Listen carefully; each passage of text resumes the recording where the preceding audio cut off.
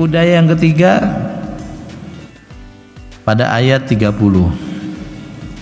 Bapak dan Ibu sekalian, jadi kejadian Nabi Yusuf ini yang tahu tidak banyak. Pertama tentu perempuan yang menggoda, kedua Nabi Yusuf, yang ketiga suami dari perempuan tadi, yang keempat ya mungkin syahidun tadi yang mengusulkan pengadilan langsung untuk menentukan siapa yang salah dengan melihat bajunya sobek di bagian depan atau belakang. 4 orang ini logikanya Nabi Yusuf tidak akan bercerita, istrinya harusnya malu tidak cerita, suami juga malu tidak cerita, syahid tadi orang-orang yang mengusulkan cara untuk mengetahui siapa yang salah juga tidak membocorkan. Tapi nggak tahu gimana tiba-tiba besoknya beritanya sudah rata, sudah viral. Itu istilah kita itu tiap pintu dan tiap jendela ada kupingnya, Pak. Itu saya nggak tahu itu gimana caranya. Kalau saya ngebayangin kalau sekarang mungkin Bapak tahu ada rahasia lalu pulang ke rumah cerita sama istri, Bu, ada berita nih tapi jangan cerita siapapun gitu. Ini udah dikasih tahu jangan cerita siapapun. Iya Pak, nggak bakal cerita. Begini ternyata si Anu begini. Istrinya tahu ini berita besar. Akhirnya aduh gimana nih, cerita pada temannya. Dipesan juga, Anu, Mbak ada berita tapi jangan cerita siapapun gitu. Apa sih? Tapi jangan cerita siapapun ya. Iya, janji. Ceritalah dia. Nah, perempuan ini cerita pada suaminya. Besok semua di grup WA keluarga muncul cerita ini. Ini kalau Bapak tinggal di komplek itu kan grup WA-nya banyak Pak ya. Ada grup komplek, ada grup badminton, ada grup touring, ada grup apa lagi? Grup musola atau masjid. Singkat kata, kejadian yang seharusnya tidak diketahui siapapun nyebar kemana-mana. Pada ayat 30, wa qala niswatun fil madinati muratul azizi turawidu fataha an nafsi qad syaghafaha hubba inna lanaraha fi dhalalim mubin. Maka di situ di circle-nya perempuan tadi heboh.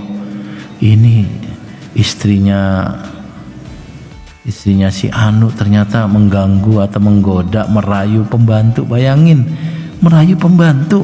Mereka makin heboh, pembantu dirayu. Selingkuhlah pada sesama pejabat, selingkuh apa pembantu.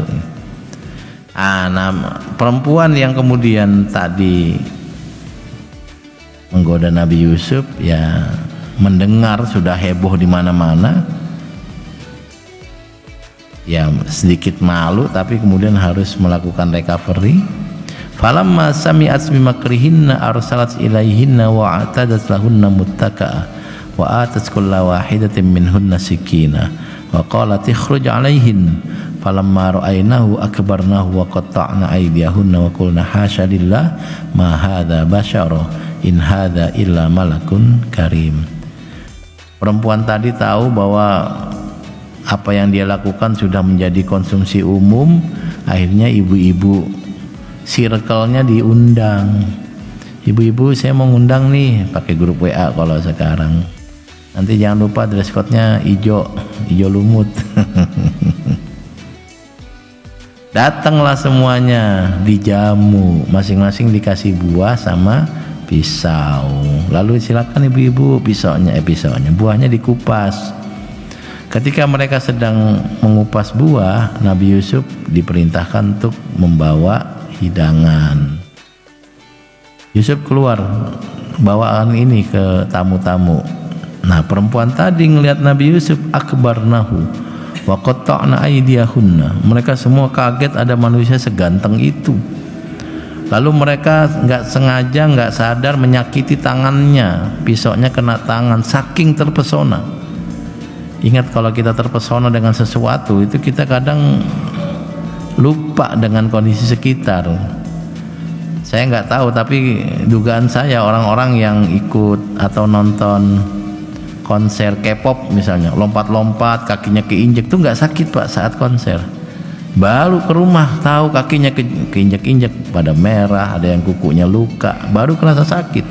Tapi karena perasaannya sedang sangat bahagia, dia bisa tidak ngerasa sakit. Sama dengan orang-orang ini, karena saking kagumnya dengan Nabi Yusuf sampai nggak kerasa kalau kulitnya terkena pisau. Mereka bilang maaf, wa qulna hasya lillahi ma hadza basyara, ini bukan manusia, in hadza illa malakun karim, ini pasti malaikat.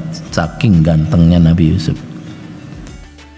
Saya nggak tahu seganteng apa manusia Nabi Yusuf ini sehingga kemudian ada orang terpesona siapapun yang melihatnya. Qalat fadzalikunna alladzi lumtunani fi. Perempuan tadi bilang, makanya Mbak, ibu-ibu sekalian, tadi ngelihat cowok ganteng kayak gitu sekali saja udah lupa diri. Saya tiap hari, Pak. Tiap hari, Dek, tiap hari Ibu ngelihat cowok ganteng kayak gini, apa gak deg-degan saya? Ini baru ngeliat sekali aja udah pada melukai tangan dengan pisau tanpa disadari, apalagi saya. Nah, baik, kepada ibu itu tipu daya yang ketiga, di mana kemudian perempuan-perempuan diundang untuk menyaksikan sendiri betapa gantengnya Nabi Yusuf, dan mereka kemudian tersadar, oh ya pantas terpesona dengan dia. Semua orang juga pasti akan terpesona dengan Yusuf ya. Nabi Yusuf kemudian sadar diri bahwa banyak orang yang yang tergoda dengan beliau. Doanya unik, Pak. Ini doanya. Rabbis sijnu ahabbu ilayya mimma yad'unani ilaihi. Ya Allah, daripada saya seperti ini disukai oleh banyak perempuan, lebih baik saya di penjara. Ini doa yang aneh, Pak. Karena dia, Nabi Yusuf, memilih di penjara daripada kemudian hidup bebas. Saya nggak tahu kalau kita mungkin dalam posisi Nabi Yusuf ya nggak akan muncul doa di penjara. Yang ada ya gunakan sebaik-baiknya, Pak. Tiba-tiba jadi endorse bukan make up, apa namanya itu, skincare, nah gitu. Nanti endorse lagi minuman teh, minuman diet, minuman apa gitu. Kesempatan. Karena yang namanya orang kalau lagi viral kan semuanya diambil. Tiba-tiba muncul di TV jadi iklan sosis so nice. Semua orang yang viral iklan. Nah, tiba-tiba nanti ikut kejuaraan apa gitu ya. Idol atau dan seterusnya. Tapi Nabi Yusuf memilih untuk dipenjara. Nah, kesempatan di penjara digunakan Nabi Yusuf untuk menjadi tambah soleh dan tambah hebat.